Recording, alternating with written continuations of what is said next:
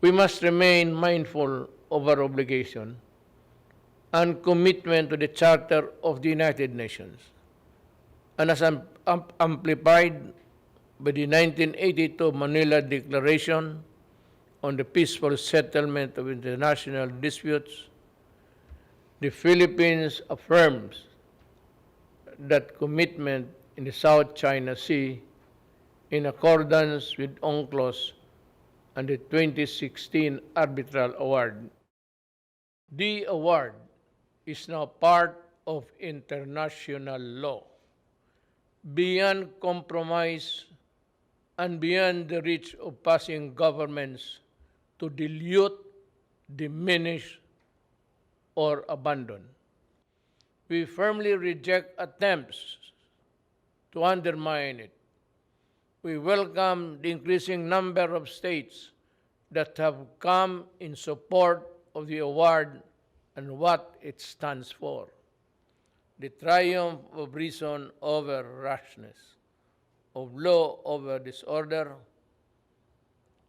of amity over ambition. This, as it should, is the majesty of the law. Mr. President, the global health crisis has further complicated the global security environment. But no aspiration nor ambition can justify the use of weapons that destroy indiscriminately and completely. There is no excuse for deaths that a nuclear war could cause, nor the reckless use of chemicals and biological weapons that can cause mass destruction. These weapons of death put us all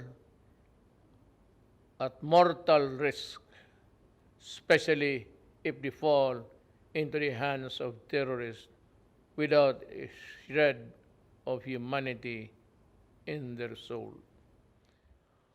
We can call all member states to fully implement the Nuclear Non-Proliferation Treaty and the Chemical and Biological Weapons Convention.